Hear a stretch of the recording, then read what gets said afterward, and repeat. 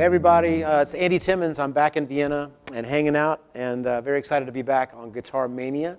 And I hope you enjoyed the interview that we did, and hope to see you soon. Keep playing, right?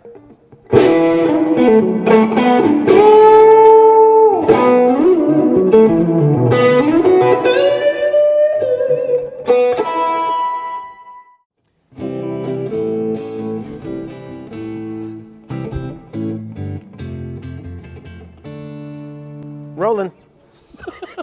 Sorry. That's a good job in the city. Okay, I'm good. Andy, great to see you again. Good to see you too, man. Hi. Hello. After 2 years, back in Austria. Back in Austria. Great to be back. Excellent. Yeah. Thank you so much for having the time to do another interview with us for Guitar Mania. And we have something special today. Okay. We have collected some questions Okay. from readers and people that watch our YouTube channel. Awesome. That I'm going to ask you today. Sure. And if I just start running through them, and I will be reading them out to you, and looking forward to what you will have to tell us. Let's see what happens. Yeah. Talking about tone, I think and we have got a question here, which actually two questions that regard how you managed to get such a great tone. How, and seeing this armada of pedals here. That's a good name, the Armada. Andy's Armada. Our reader asks, how can a young guitarist on a budget realize a great rock tone? Okay, well it's always possible no matter what you have, to get better tone by experimenting, But first you gotta know your outcome. You have to have an idea, what your goal is. And when I start playing through it, this isn't my Mesa, but it's an amp that I use a lot, the Lone Star. So it didn't take me too long to get my tone because I'm very familiar with this amplifier and I love it. But with these pedals, I could plug into something else if need be, and with the ear that I've developed, find what I'm looking for pretty quickly. Even though a lot of amps, can be very different. But my goal, if we're talking about a distorted lead tone, which a lot of the younger rock players, that's what they're most interested in. The more distortion you add, the brighter and buzzier the tone tends to get. But I'm trying to get rid of that. I want enough sustain and overdrive to play fluidly, but I want to avoid the buzzy harshness of too much gain. So it's it's a balancing act. It's finding the right amount without it being harsh. So if they're a fan of the tone that I'm getting, it's generally, maybe a tone that has got enough gain but not too much.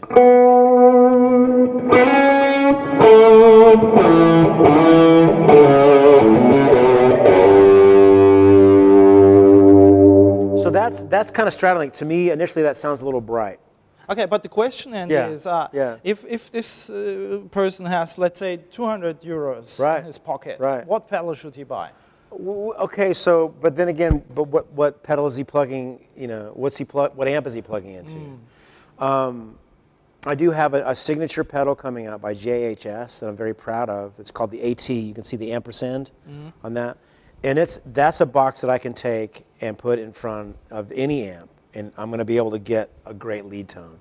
It's got enough saturation and enough flexibility in the treble and the presence to be able to get the right sound I want. How much would you, in percentage, how much gain would you use? Well, it depends on, and each pedal is going to be so different as far as what it's capable of. Like a TS-808, it's never going to be enough to stand on its own. And I use that on the front end of the Lone Star lead channel as just a slight boost to give it that, send it over into singing world, because the Lone Star gain, it's not overly distorted, but I love it because it's big and fat. It's not bright. So the tube screamer I can put in front of it. But if they only have a clean amp, this AT pedal is going to be perfect for what they need. But again, they have to kind of experiment with what they have already. If they've got an amp, chances are it's got distortion. Let's see about, okay, what can that amp do? And if they like my tone, they might want to start with less treble and less presence.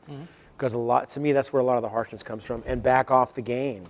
It becomes, the less gain you have, the more difficult it is to play. But again, the tone's going to be better. You know, it's like higher action on the guitar. You know, the lower the action, it's easy, but you're making sacrifices. So it's all these components that really add up to trying to get a better tone. To answer the question, like if this Yeah. person purchased the Tube Screamer, it's not a bad choice. No, it's a great choice, but again, they're going to need an amp that already distorts a little bit, because it's not going to be enough if they need a full gain tone. Okay. But beyond that, none of this gear matters if they're not playing enough.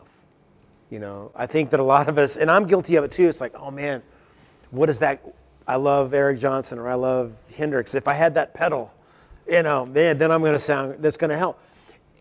To a degree, okay, it might help a little bit, but what's going to help is if the time you were searching online to find that pedal, if you were playing, that's going to get you there a lot, because that's where it is. Well, it's all in your fingers. They say that. It's not all there, because I go through a lot to travel with this. So in my guitar, things I know are going to help me achieve the best tone I can. That's become a lot more important to me than when I was younger. When I was younger, I was just about, I just want to play the greatest I can play. And I think that's great. I think that's not a bad way to live. But at the end of the day, too, okay, it has to be pleasant for everybody to listen to. You know, so now the more attention I spend on this, I realize, okay, I'm making more people happy, I think, than just, you know, maybe with the abilities I have in my fingers. But it does come from there. So much of the tone is happening acoustically before it ever goes out the wire into other stuff. Just, you know, how your fingers are applying, you know, to the string to get the all the dynamic, all the articulation. It's happening here. So, you know, there's no shortcut for that. These things do help, and again, for the lead stuff, a nice gain sound can be inspiring, but yeah, you got to put the time in on the instrument. Next question. Is it true that you played all the songs on your, and we've got a copy here, Yes. the Timmons band plays Sgt. Pepper Yes. album Yeah.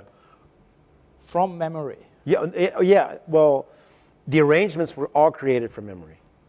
Every single one of them, except the 5/4. To the camera. Except the middle section of Within You, Without You, the one that's in 5/4.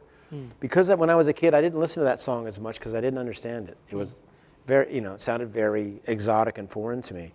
So when we recorded that, the original arrangement I did, you know, I'll do a low volume. I just played the melody, you know.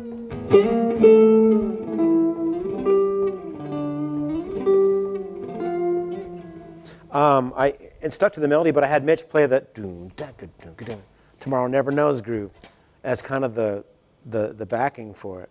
But when it got to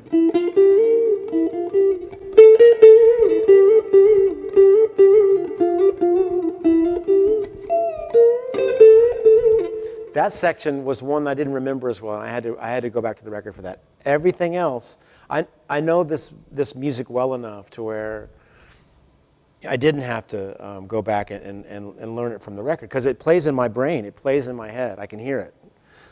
But that's also what I think helped make the record way more personal, because my decision to record it also without overdubs, I had to represent the recording as it plays in my mind.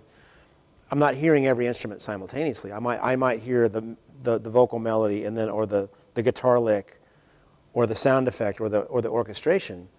So whatever was to the fore, you know. Lucy in the Sky makes sense because it's a keyboard line.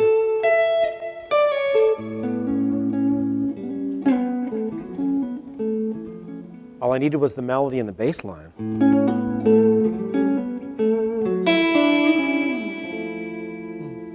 Of course, anytime I could get some open strings ring, you know. Or, you know. Had to do the chicken. You know, all the different things. It's like, okay, whatever was at the forefront of prominence in the mix or the attention of the song, that's what I'd incorporate in a linear fashion and try to tie it all together into a performance. And that was the real fun of it. And it was just kind of a hobby for a while. I wasn't thinking about making a record. I was just thinking about, you know, is this possible? Can I even do this? You know, it was just fun, a nice challenge. Next question. I've learned playing the guitar mainly from learning from tabs, Okay. but have since felt, or I'm doing the translation That's okay. here. That's okay. and want to go further from that. So, Right. what would you recommend this guitar player? Okay. What should he do? He's in a great transitional period, or she, if it happens to be a girl, because there's nothing wrong with learning from any kind of notation, be it written classical pieces or written out tablatures of guitar solos. When I was growing up, it's kind of before so much was readily available. There was guitar transcriptions, but very few, and there was no internet. So you had a record player and a guitar, and you had to put the needle on the record, and you had to use your ear and figure out, So not realizing that by far I was developing the most important part of my playing, which is my ear. Being able to hear something and make the relationship on the fretboard to what I was hearing. Nothing more important than that. Doesn't matter how fast you play, slow you play. By being able to recognize it, okay, I'm hearing a D chord, okay.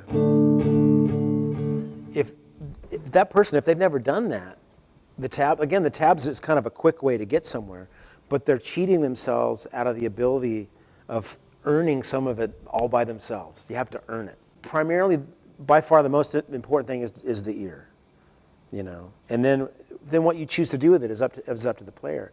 The modes did help me, but it didn't define me, and it doesn't. I don't think I sound modal. Not that there's anything wrong with the modal approach, but I can hear people that work on it too much, that might sound too scalar, because, there was a big period of time where everybody,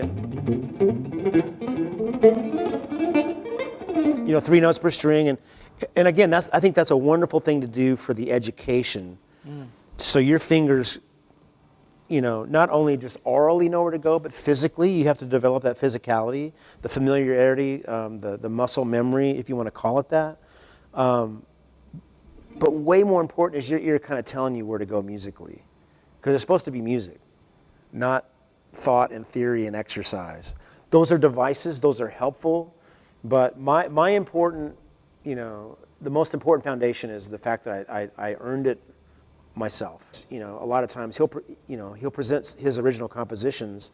He'll have a demo that he sequenced very detailed on the keyboard, in a whole, it sounds like a band already. When he gives me the song, have sheet music. But if I learn from the sheet music first, I'm doomed, because I'll have to keep looking at the music. But if I go, let me just try to figure it out first, learn it way quicker. It's harder. I have to work. But guess what? I'm earning it, and it means more. It's like teaching your children you need to earn money if you want that skateboard, instead of buying it for them, because then what does that teach them? There you go. And it doesn't feel as good to them, but when they earn the money, my son worked all summer because he wanted an Apple Watch.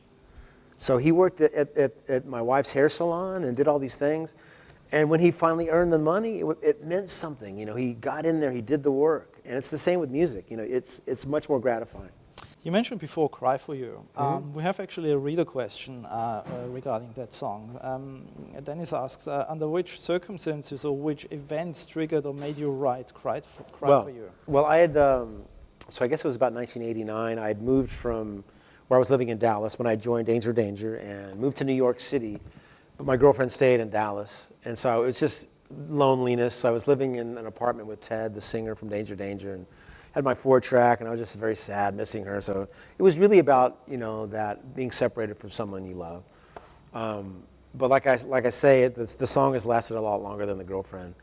So now when I play the tune, it's usually I'm thinking about something in my life or somebody else's life. Somebody I know that maybe is having troubles, or and maybe just kind of dedicating the energy of the tune to something else where I can kind of put some emotion into it. And it's still one of my favorite songs to play. It's still different every night, and it's one of those tunes that just lends itself to being expressive, and so it's always a joy to play.